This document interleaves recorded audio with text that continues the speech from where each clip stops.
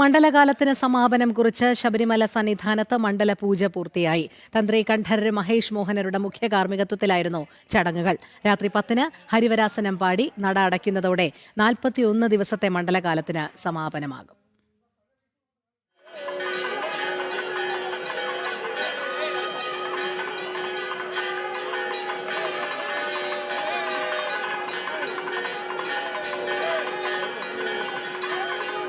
സ്വാമിയെ ശരണം ശരണമയ്യപ്പ വിളികൾ മാത്രം മുഴങ്ങിയ അന്തരീക്ഷം. ഭക്തിയുടെ പാരമ്യത്തിൽ തൊഴുകൈകളോടെ ഭക്തർ. രാവിലെ കളഭാഭിഷേകം പൂർത്തിയാക്കി മണ്ഡലപൂജയ്ക്ക് തുടക്കം.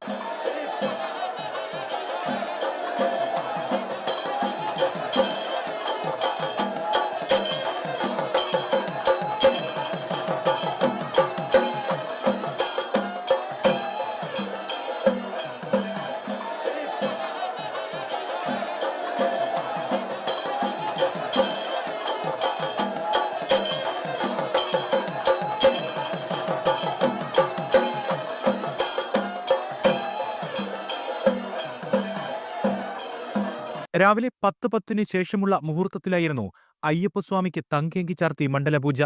തന്ത്രി മഹേഷ് മോഹനര് ചടങ്ങിന് മുഖ്യ കാർമ്മികത്വം നൽകി.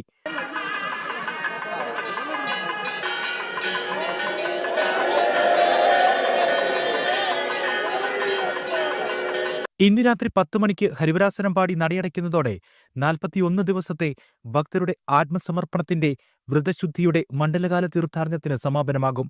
ഇനി മകരവിളക്ക് മഹോത്സവത്തിനായി ഡിസംബർ 30-ന് വൈകിട്ട് 5 മണിക്ക് നട തുറക്കും. ജനുവരി 14-നാണ് മകരവിളക്ക്. ജനം സന്നിധാനം.